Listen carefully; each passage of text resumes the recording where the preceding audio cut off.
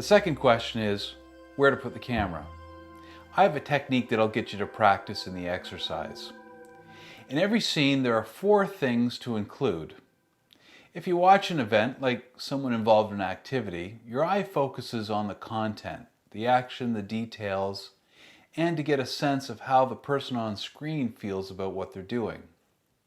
I call this my 4-point coverage rule.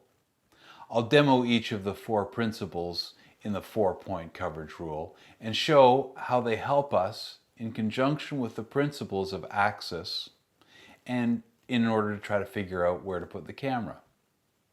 Here are the 4 kinds of shots you need. Number 1, context. This is a wide shot that shows the location. It helps the audience understand the place, time, and the surroundings. Number 2, action or process. This includes a series of medium-sized shots to show the audience what's happening. These clips are medium-sized shots that follow what the people on screen are doing. Number 3, details.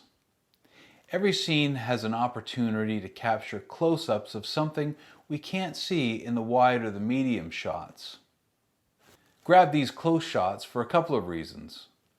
To show the audience something that we couldn't explain any other way, and to use these shots as a way of breaking up the action when we edit. Number 4, reactions. Finally, whenever you are shooting someone doing things, turn the camera toward their face. The audience needs to see how the person on screen feels about what they're doing. Are they excited? Are they remorseful? Are they bored? Are they ambitious? This is the biggest secret to making an effective video.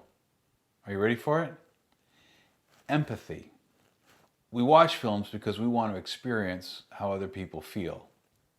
If you see an emotion happening while you're shooting, point your camera at it. The audience will forgive almost any bad shot or bad edit if they can connect with the person on screen. Here's an example from Zimbabwe. We've already looked at it once. I start with a wide shot to show the audience where we are, who's present, and what the world looks like. Then I follow the women as they work to get water. Adding a close-up to show the water coming out of the tap gives the audience a perspective that only the camera can show. The water looks clean, it's healthy, and it's plentiful. Finally, I want to show how people feel at the well.